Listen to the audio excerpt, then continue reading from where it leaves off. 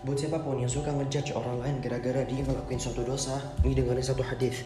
Yaqulu Nabi sallallahu alaihi wasallam, "Man 'ayyara akhahu bi dhanbin lam yamut hatta ya'malah."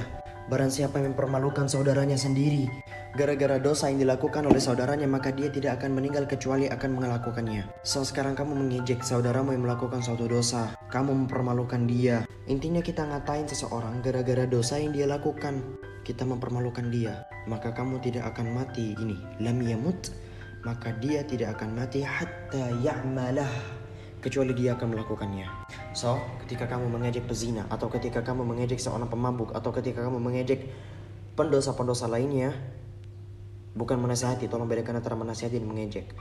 Maka dengan ini kamu tidak akan mati kecuali melakukannya. Bye. Assalamualaikum. So, ketika tahiyat pakai sayyidina atau tidak?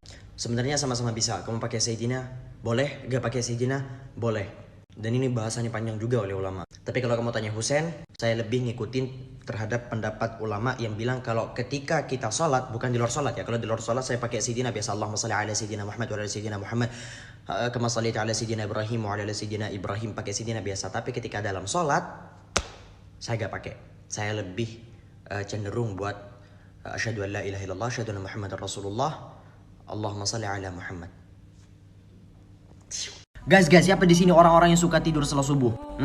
Percaya gak bosan ini adalah termasuk dari perkara-perkara yang dimakruhkan oleh para ulama untuk tidur setelah subuh? 1 kali, 2 kali, 3 kali gak apa-apa kalau kecapean. Tapi kalau setiap hari, di sini ada kutipan dari Imam Ibnul Qayyim, belum lagi kutipan dari Imam Ibnu Qudamah, Imam Al-Ijli, dan berbagai macam ulama-ulama lainnya. Konsep itu kayak gini. Setelah subuh adalah waktu memanen ghanimah, dibahas oleh para ulama, yaitu hari-hari di mana kita mendapatkan rezeki yang banyak. Ketika kamu tidur di waktu-waktu seperti itu, ya makanya kamu kehidupannya gak tenang, hatimu gak tentrem, dan sebagainya. Jadi yuk berhenti. Emangnya dosa Sen? Ya gak dosa sih, cuman kalau kamu pengen mendapatkan kebaikan-kebaikan yang banyak, ya jangan tidur. Terus gimana Sen? Ya perbaiki kualitas tidur kamu. Perbaiki kualitas tidur kamu. Salah satu cara untuk memperbaiki kualitas tidur adalah dengan cara mengkonsumsi madu.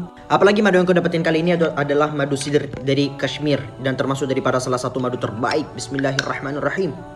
Ini adalah madu sidr dari Kashmir yang bisa kalian dapetin dari Instagram Syafiq Madu Arab. Ini kental, kadar airnya rendah, dan mantap.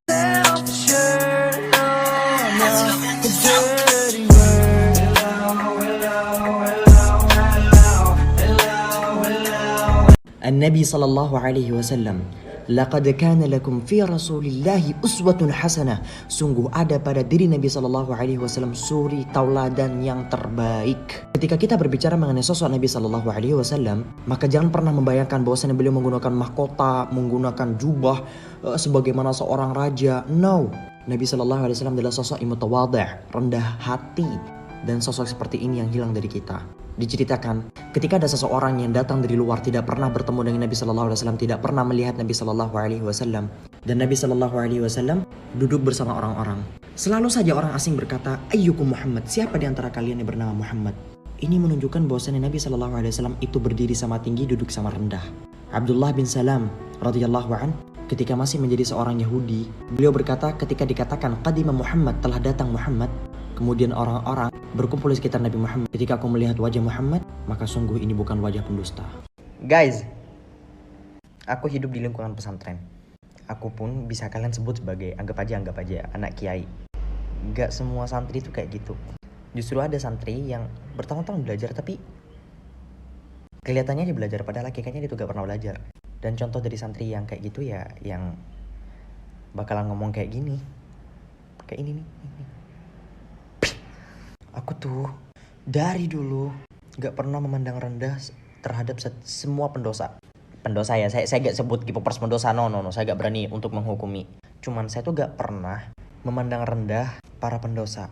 Cuman saya tuh kadang yang paling jengkel itu ketika dinasehati dengan baik-baik, ujung-ujungnya cari pembenaran. Padahal kan tinggal ngaku, iya, makasih. Tapi kayaknya susah deh saya buat keluar dari zona kayak gini tuh, susah banget. Tinggal gitu doang. By the way, aku mau kasih kamu satu nasihat.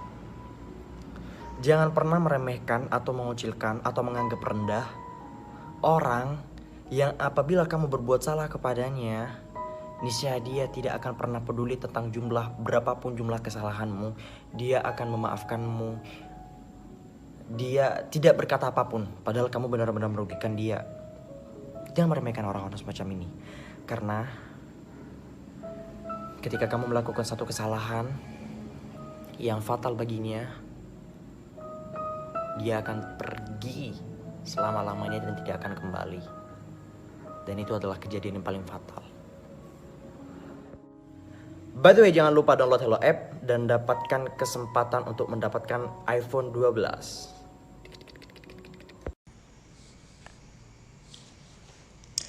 ولا تنكحوا المشركات حتى يؤمن ولأمة مؤمنة خير من مشركة ولو أعجبتكم ولا تنكحوا المشركين حتى يؤمنوا ولعبد مؤمن خير من مشرك ولو أعجبكم أولئك يدعون إلى النار والله يدعو إلى الجنة والمغفرة بإذنه ويبين آياته للناس لعلهم يتذكرون.